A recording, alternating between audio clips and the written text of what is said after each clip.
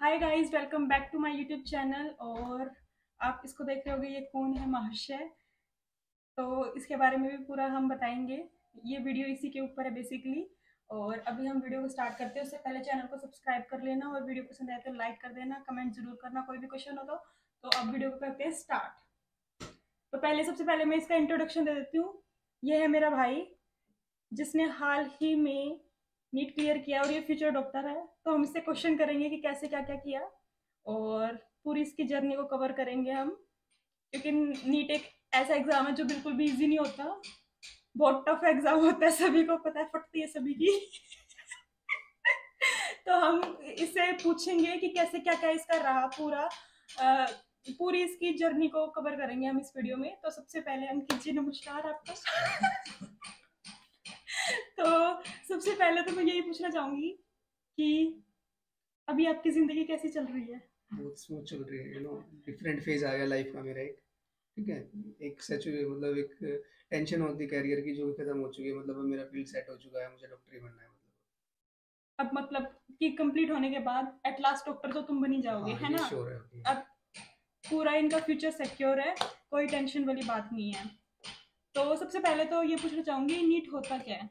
Actually NEET एक national level का exam है जो कि डिफरेंट कॉलेज डिफरेंट जो स्ट्रीम होती है लाइक बीडीएस, एमबीबीएस, बीएमएस, इनमें एडमिशन के लिए किया जाता है। नेशनल लेवल का एग्जाम है। जैसा कि अभी आपने बात करी कि नीट का एग्जाम काफी टफ है। एक्चुअली ये टफ उस मेथड से नहीं है कि टफ पेपर आता है, बट इसमें कंपटीशन बहुत ज्यादा है। हर साल आप देख रहे हो जैसे कि बच्चे बढ़ रहे हैं।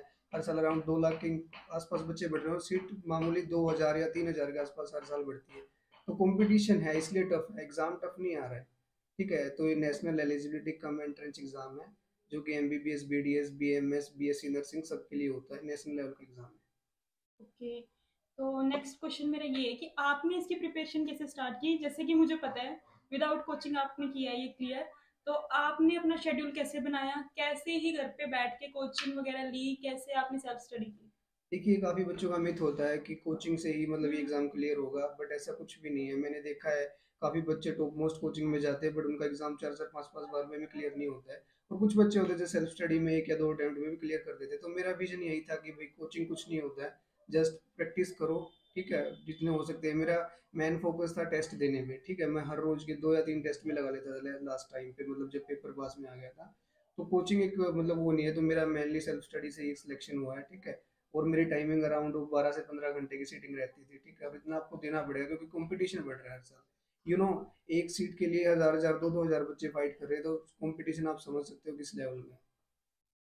अच्छा, तो आपने मतलब कि खुद से पढ़ाई की तो घर वालों का भी आपका सपोर्ट रहा होगा। कैसा हाँ, घर सपोर्ट वालों था। का पूरा सपोर्ट था। उन्होंने कभी मुझे डिस्टर्ब नहीं किया किसी भी चीज़ के लिए। ठीक है। मैं और मेरा लाइब्रेरी। सपोर्ट भी बता देना। आपका सपोर्ट भी बहुत अच्छा था। ठीक है। आपने भी मोटिवेट किया है। ठीक है। तो ऐसा नहीं है मतलब इजी के लिए क्लियर हो जाएगा। आप कंसिस्टेंट रहते हो। सबसे बड़ी मेन एग्जाम इस एग्जाम की बात है कि कंसिस्टेंट रहना पड़ेगा आपको। ये नहीं है कि 2 दिन पढ़ रहे हैं 3 दिन की छुट्टी कर रहे हैं, वो चीज़ नहीं चलेगी। ठीक है। चाहे आप प्लस 1 प्लस 2 में हो तो रेगुलर आप 8 से 10 घंटे पढ़ो, इनफ है, क्लियर हो जाएगा। अगर आप ड्रॉप कर रहे हो तो 1 साल मतलब जम के मेहनत करनी पड़ेगी और क्लियर हो जाएगा। ऐसा मिथ नहीं है। हार्डली कंपटीशन 5-6 लाख बच्चों के साथ ही है आपका। मतलब ये देखो कि 22 लाख बच्चे पेपर दे रहे हैं, 22 लाख के 22 लाख तैयारी नहीं करते हैं। ठीक है।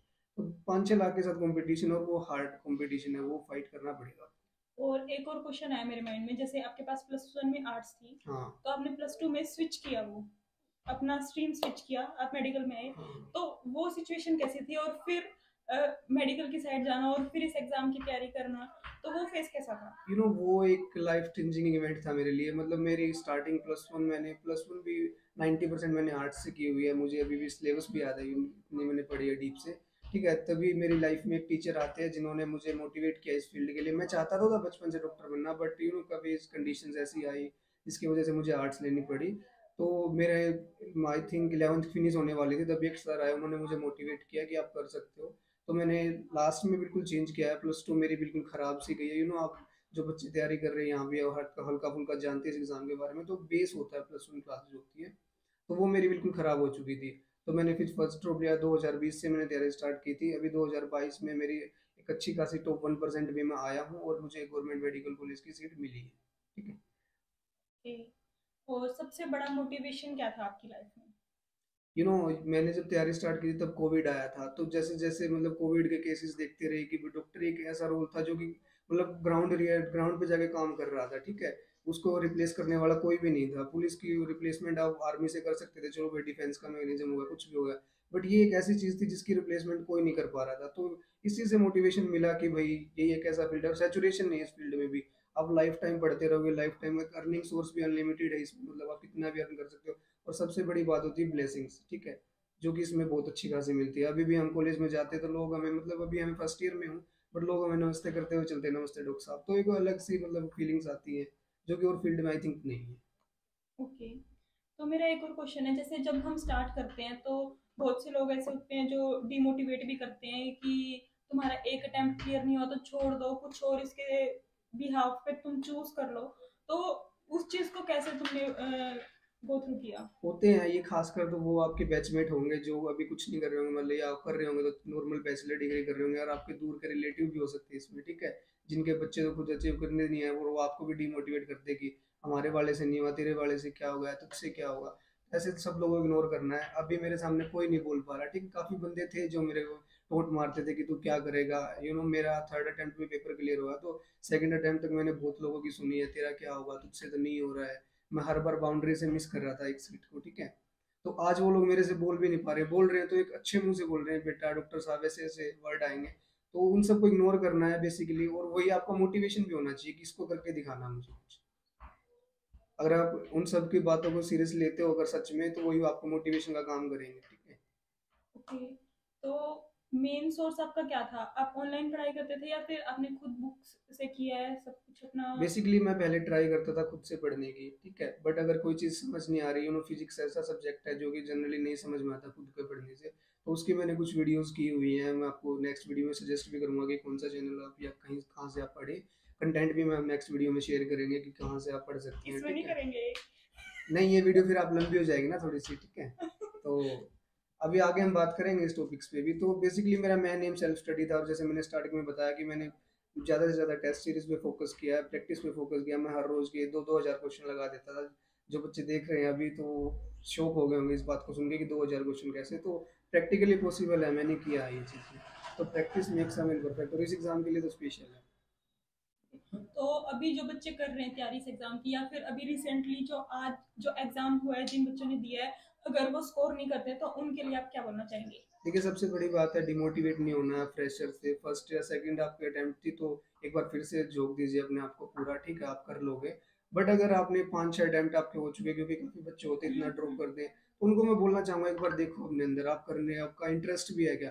बेसिकली मेन चीज क्या होती है ना, बच्चे इस एग्जाम में आते हैं पेरेंट्स के बोलने पे या किसी के दिखावे में कि वो 2 लाख रुपए पर डे अर्न कर रहा है, कोई सर्जन है तो अर्न कर रहा है, तो उसके देख के कि मैं भी इतने अर्न करूंगा। तो वैसा कुछ नहीं करना, पैसे और सोर्स में भी आ सकते हैं। इस एग्जाम के लिए सबसे या इस फील्ड के लिए सबसे जरूरी है that is your inner motivation, ठीक है। तो आप 5-6 अटेम्प्ट अगर दे चुके हैं तो एक बार अंदर से देखिए अपने आप को कि क्या मैं चाहता हूँ एग्जाम को देना, या मैं डॉक्टर बनना चाहता हूँ क्या। और अगर 1 या 2 अटेम्प्ट दिए आपने तो एक बार और फिर से अपना गो थ्रू हो जाइए, अपनी मिस्टेक्स के ऊपर काम कीजिए, आपकी क्या मिस्टेक हुई है। बेसिकली मैंने देखा है कि मैन बच्चे की प्रॉब्लम ना प्रैक्टिस ही होती है। वो प्रैक्टिस नहीं कर रहे होते, जस्ट बुक को रीड कर रहे होते, और एंड में पेपर आपने प्रैक्टिस का देना, आपका इंटरव्यू तो होना नहीं है वहाँ पे कि आपको सुनेंगे कुछ। तो प्रैक्टिस कीजिए जितना हो सकता है, ठीक है। तो यही मेरे सजेशन आप सकते हैं। ओके, तो बस इस वीडियो को यहीं पे एंड करते हैं, और एंड करने से पहले हम इनके स्कोर बताना चाहते हैं कि इनका क्या स्कोर आया था अभी रिसेंट एग्जाम में विदाउट एनी कोचिंग। तो मेरा 601 स्कोर था, ठीक है। और स्कोर मैटर नहीं करता है, गवर्नमेंट सीट मैटर करती है, आपको सच बता रहा हूँ। मेरे काफ़ी दोस्त एम्स के अंदर भी हैं और काफ़ी दोस्त प्राइवेट कॉलेज के अंदर भी हैं। तो सभी का सजेशन एक ही है कि भाई पढ़ाई तो खुद करनी पड़ती है, और ये चीज़ रियलिटी है। आप किसी भी कॉलेज में चले जाइए, कोई नहीं पढ़ाता आपको, कोई स्पून फीडिंग नहीं करेगा कि ले ये पढ़ ले, ये चीज़ कर ले। सब चीज़ आपको खुद पढ़नी पड़ेगी। आप वहाँ पे टॉपर भी बन सकते हो और आप वहाँ बैक बेंचर भी बन सकते हो। तो अब टाइम आ गया है वीडियो को एंड करने का, और ये था आज का वीडियो। अगर आपको नेक्स्ट पार्ट देखना है जिसके अंदर हम टॉपिक को डिस्कस करेंगे और साथ में बुक्स का डिस्कस करेंगे, तो वो वीडियो भी ज़रूर देखना, और चैनल को सब्सक्राइब कर लेना। वीडियो पसंद आए तो लाइक करना, कमेंट ज़रूर करना, आपका कोई भी क्वेश्चन हो तो हम डेफिनेटली वीडियो बनाएंगे, और शेयर भी करना। Okay, bye bye.